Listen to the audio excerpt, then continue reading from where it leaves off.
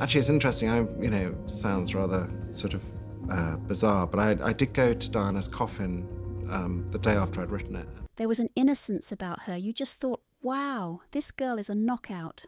For years, the story of Princess Diana's tragic passing has been framed by the royal family, the press, and the public, but not anymore. Princess Diana's own brother, Charles Spencer, is now exposing hidden details, moments never shared, and truths that defy everything people assumed they knew. Why was that funeral march so agonizing for Diana's sons William and Harry? What really happened behind palace doors when the family first heard she was gone? Join us as we uncover the devastating truth of what Diana's brother has finally revealed about the funeral procession of Princess Diana. The entire world just stopped on September 6, 1997, as millions lined the streets of London, while over 2.5 billion more watched on television screens all across the globe. Princess Diana's funeral was a true moment of global mourning, a day that will forever be etched in British history. But out of all the painful images from that day, one seared itself into our minds: two young boys, Prince William and Prince Harry, trailing behind their mother's coffin. The sight was absolutely gut-wrenching. William was only 15 and Harry just 12, marching with solemn faces while the crowds around them openly sobbed. The weight of sorrow, royal duty, and expectation bore down on them with every single step. It was a picture that defined their youth, haunting Prince Harry for decades to come. And what almost no one knew at the time was that this was never their choice. The person who fought against it the hardest was their uncle, Charles Spencer. What you're about to hear is truly heartbreaking, so keep on watching. To understand why, you need to know that Charles Spencer is Diana's younger brother, who grew up right alongside her. He understood the deep pain she suffered inside the royal family. So, when the burial committee told him Diana's sons would walk in that procession, his reaction was immediate and absolute never. According to Spencer, he had been talking to a Buckingham Palace official about the funeral plans when the idea was just casually dropped into conversation. The very idea horrified him. The thought of two young boys raw with grief being paraded before the world seemed monstrous to him. He refused immediately. She would never have wanted them to do this, Spencer recalled, saying. But his pleas were met with a cold, hard wall of resistance. The answer from the palace was blunt. It has been decided. But Spencer refused to back down. He argued, he pushed back, and he demanded they reconsider the plan. He said it was cruel and deeply unnatural to force two children to walk behind their mother's casket with cameras capturing their every single expression. But his words were completely ignored. And then came the lie. At some point during the fight, Spencer was told that William and Harry actually wanted to do it. That changed everything. If it was truly their decision, he wouldn't stand in their way. He wouldn't push them into something they didn't want. So he reluctantly dropped the issue. But years later, the truth emerged. Prince Harry finally admitted they were never given a choice. They were simply told what they were going to do. As a 12-year-old boy, Harry had no real power to say no. He just followed orders. Spencer, who thought he was respecting their wishes, later found out he'd been deceived. He had stepped aside for something he would have never permitted if he'd known the truth. The morning of the funeral was thick with sorrow. The streets were filled with grieving people holding flowers, personal notes, and photos of the princess whom they had loved so much. The very air felt heavy with grief, shock, and disbelief. And then they came into view Charles Spencer, walking with Prince Charles, Prince Philip, and the two young princes. The cameras zoomed straight in on Williams and Harry. Their faces were ashen, their eyes pointed to the ground. Every step they took was examined, every subtle movement analysed. The world saw them as dignified and brave, but Spencer saw something very different. He saw two boys, saddled with a responsibility no child should ever have to bear, The walk from Kensington Palace to Westminster Abbey was long. The noise of sobbing was like thunder coming from the crowd, but the boys were stoic. They kept it together, not letting a single tear show in public. Harry later called it feeling numb, like his emotions had completely shut down. The whole thing felt surreal, as if it was happening to another person. For Spencer, the agony of that day went beyond losing his sister. It was seeing what he considered a terrible injustice. He had lost the fight to shield his nephews from this public ordeal, and he knew there was nothing left to do but walk with them. But what Spencer did next stunned everyone. His speech was about to begin, and as the world was watching, Spencer stepped up to the podium inside Westminster Abbey to give his eulogy. No one had any idea what he was about to say. Model. It was one of the most powerful eulogies ever heard at a royal funeral. He wasn't just speaking about Diana, he was speaking for her. Spencer called his sister the most hunted person of the modern age, blaming both the media and the institutions that failed her, that had failed to protect her. The royal family listened as his words cut deep. The Queen, however, remained utterly emotionless. Prince Charles showed absolutely no reaction, but the rest of the world heard exactly what Spencer was saying. And then came the moment that made headlines across the globe. Spencer promised that Diana's blood family, not the Windsors, would be the ones to always protect and guide William and Harry. It was a direct challenge to the royal family's authority, a declaration that Diana's sons would not be left completely in their hands. The response was something rarely seen at a royal event: applause. The crowd inside the Abbey, which included dignitaries, celebrities and political figures, broke into spontaneous clapping. It was simply unheard of at a funeral, but in that moment Spencer was voicing what so many people felt, that Diana had been wronged, and someone was finally saying it out loud. Sadly, things would not play out the way Spencer had hoped.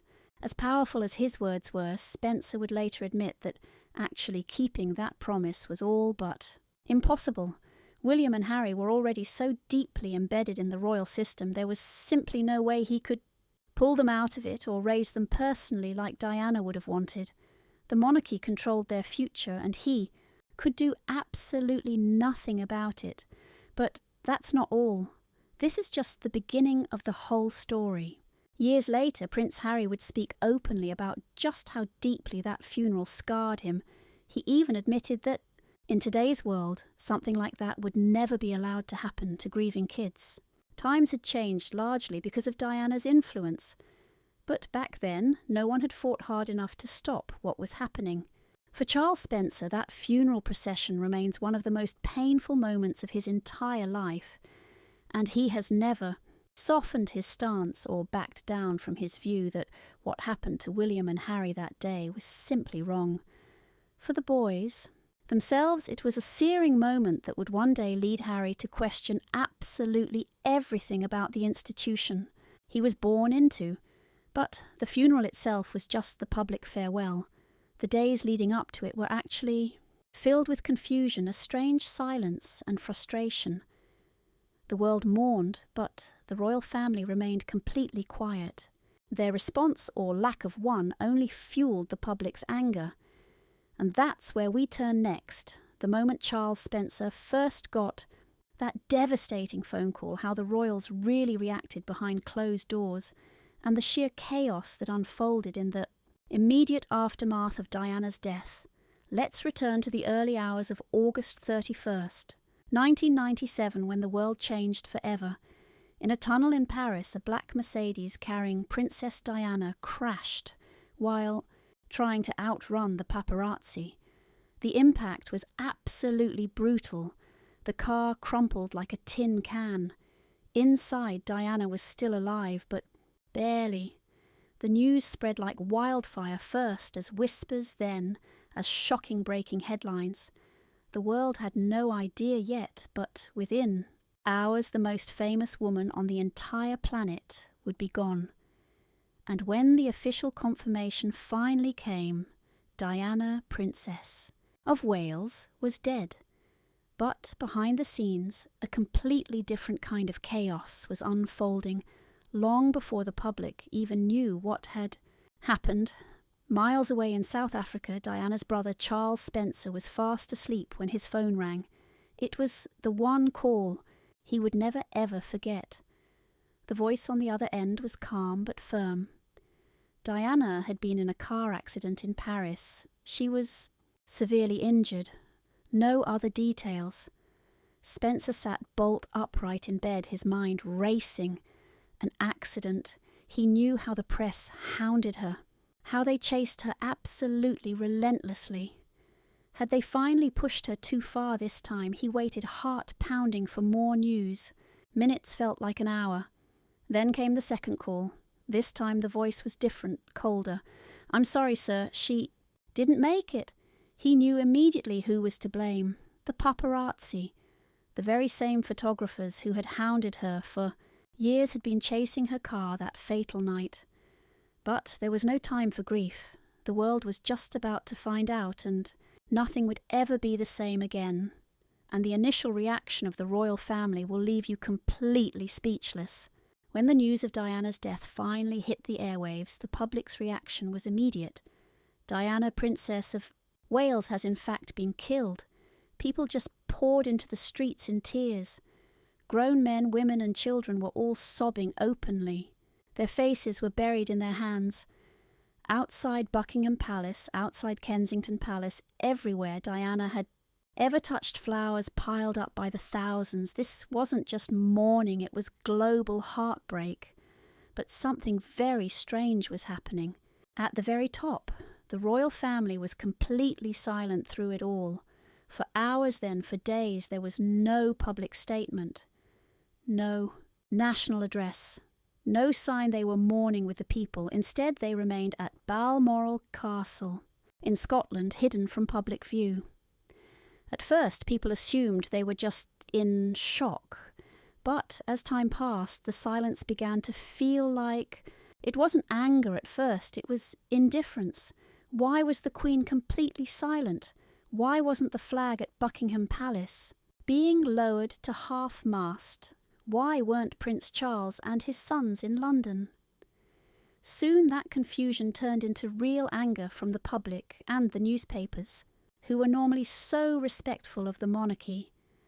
Now they turned on them with headlines screaming betrayal, saying, "Your people are mourning, so where are you?" They begged, "Show us that you actually care." The British people felt completely abandoned. This was Diana, the woman they adored, the people's princess, and it looked like the monarchy had absolutely no idea what to do, while the entire world was demanding answers. Meanwhile, two young boys were suffering in utter silence. Prince William and Prince Harry were at Balmoral when they were told. There, Father Prince Charles had to sit them both down and somehow explain that their mother had died in a terrible car crash. She wasn't coming back ever. Harry, who was just 12 years old, kept asking the very same question over and over again. Is she really gone? They had last talked to her on the telephone just the day before. It had been a short, casual conversation, one of those call you later moments that now felt completely unbearable. They would have said so much more if only they had known it was the last time. During those first few days, they were kept hidden from the public eye. They stayed at Balmoral, surrounded by their father, their grandmother, and a royal family not exactly known for showing their emotions. Years later, Prince Harry would admit that he just felt completely confused. The world was crying, but there was only stark silence inside the palace walls. Nobody talked about Diana, not one. Person comforted them in the way that they needed. But that certainly isn't all. Outside, the pressure on the royal family just kept on growing. Eventually, the Queen had no other choice but to act. The public outrage was simply too loud to ignore. On September 5th, 5 days after Diana's death, she finally addressed the entire nation. Sitting in front of the cameras, she spoke of a remarkable human being and praised Diana as a loving mother. "I want to pay tribute to Diana myself," she said, she was an exceptional and gifted human being, adding, and especially for her devotion to her 2 boys. She claimed she understood the people's grief and that they had all lost someone who was truly irreplaceable. But was it too little too late? For many people, yes. By then the damage had been done. The monarchy had appeared completely out of touch, cold and so distant at a time when warmth was needed the most. Princess Diana's death exposed a massive gap between the royal institution and the people it was supposed to serve. Even after the Queen's speech, the resentment lingered.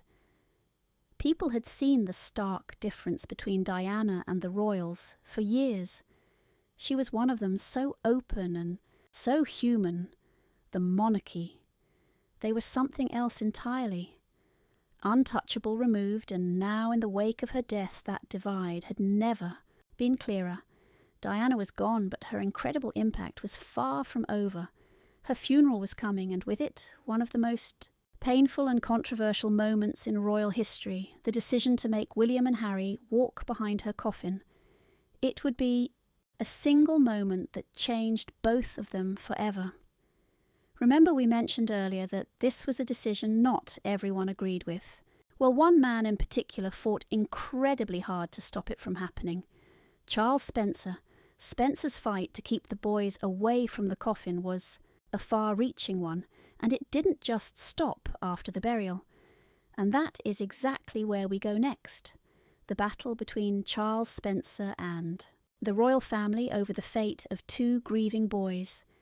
Things are about to get a whole lot more interesting, so stick with us. When it came to criticism of the royal family, Charles Spencer never stayed silent about what he saw as their failure in Diana's life and her death.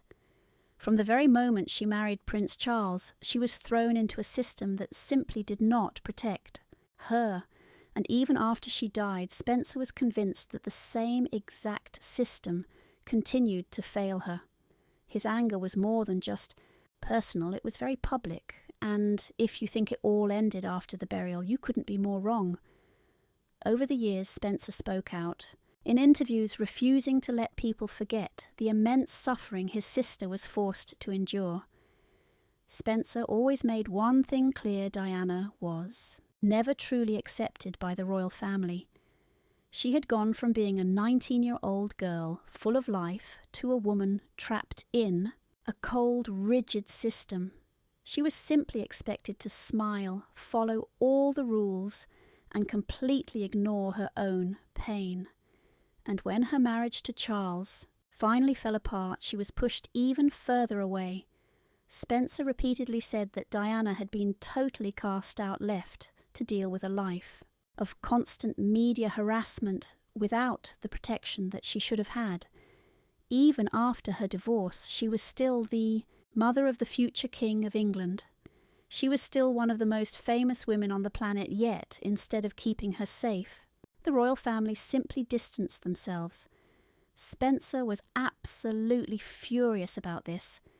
He made it clear in multiple interviews that they knew the press was hunting her down, they knew she had no proper security team, and yet they did nothing.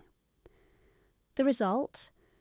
A woman who was constantly running, and on August 31st, 1997, that running finally caught up with her. If there was one single moment that defined Spencer's anger, it was his powerful speech at Diana's funeral. Standing in front of a grieving nation, he did not hold back. He called out the media for chasing his sister to her death, but he also sent a very direct message straight to the royal family. He said Diana needed no royal title to continue to generate her particular brand of magic. It was a bold declaration. In other words, Diana's incredible power had never been a gift from the monarchy. It had always come from her. She didn't need them, they needed her. But it was Spencer's final statement that truly shocked everyone. He made a promise that her sons, William and Harry, would be protected from the exact same fate. He said that Harry and William's blood family would do everything in their power to continue the imaginative and loving way they were steering these 2 exceptional young men Many saw this as a direct shot at the royals. Spencer was making it painfully clear, you failed Diana, but we will not let you fail her sons. The reaction was absolutely explosive. Inside Westminster Abbey, the Queen sat completely stone-faced. The rest of the royal family didn't applaud. How could they? But outside, the people certainly did. The streets of London just erupted in cheers. Spencer had said what millions of people were thinking. For the very first time, the monarchy was being called out, not in quiet whispers, but right there in front of the entire world. Spencer never softened his words. In later interviews, he described the royal family's treatment of Diana as truly inhumane. He said she had been used when they desperately needed her and then discarded when they didn't. He also revealed that she had turned to him in her deep distress. She had called him in tears, telling him just how lonely she was, how trapped she felt, and how absolutely no one was listening to her, and still nothing changed. His criticism of the royal family still remains one of the most honest, raw accounts of Diana's life behind those palace walls. He never once sugarcoated the truth. He never tried to make peace, because for him, Diana's story wasn't just about a tragedy. It was about injustice. And that injustice didn't simply end with her. It continued on with her sons, William and Harry, especially Harry, who later confessed he felt that same exact lack of protection his mother did. You are about to witness how Harry, years later, would take this fight even further, walking away from the royal family. Entirely Harry's fight against the system. Spencer didn't just blame the institution, he blamed specific individuals. He believed those inside the palace actually wanted Diana to be broken. People didn't like how incredibly popular she was, or how much attention she drew away from the rest of the royal family. In one stunning interview, Spencer said Diana was the most hunted person of the modern age, and that she was left to face all of that completely alone. Even after Diana died, Spencer believed the royal family failed her all over again. He was deeply frustrated with how her entire funeral was handled, and he never agreed with forcing William and Harry, just 15 and 12 years old, to walk behind their mother's coffin in front of millions of people. He thought it was just cruel. Spencer fought hard against it, arguing with palace officials that the boys were too young. But in the end, his protests didn't matter one bit. The decision had been made. Years later, Harry himself admitted it had traumatized him. William also said it was something no child should ever have to do. Spencer had been right all along, but once again, the royal family hadn't bothered to listen. Even now, decades later, Spencer's powerful words still echo. Diana's story didn't end with her death. It lived on through her sons, especially Harry. Charles Spencer had spent years speaking out about how the institution failed Diana, but ultimately Harry would be the one to take action. He would walk away, refusing to let history repeat itself. From the time he was just a child, Harry was always compared to his mother. He had her rebellious streak, her warmth, and, most of all, her deep discomfort with the entire royal system. He never forgot how she was treated.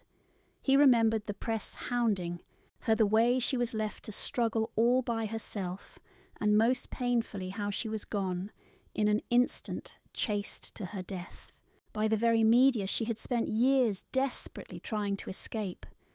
That trauma truly shaped him.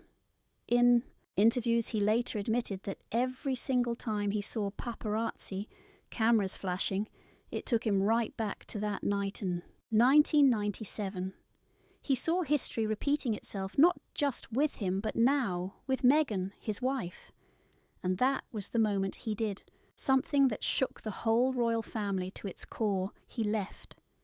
He saw Meghan facing the same brutal treatment Diana had endured, with negative headlines attacks from within the palace, a total lack of support. And just like Diana Meghan was really struggling, he refused to let it happen all over again. In one of his most emotional interviews, he said he saw history repeating itself and he felt helpless to stop it. But unlike Diana, he had a way to escape, and so he did. In 2020, Harry and Meghan made the shocking decision to leave the royal family for good. They moved to the United States, cutting official ties with the institution that had defined their entire lives. It was the boldest move any royal had made in modern history, but for Harry it wasn't. Rebellion, it was about survival. Even in his departure, Harry was following his mother's path. Diana had tried so hard to break free in the years right before she died. She had distanced herself from the monarchy and found a new life outside of royal duties. She even started speaking out about her private struggles. She was redefining what a royal could truly be, and Harry was now finishing what she had started. And Charles Spencer, the man who had fought so hard to defend his sister's legacy, quietly supported him.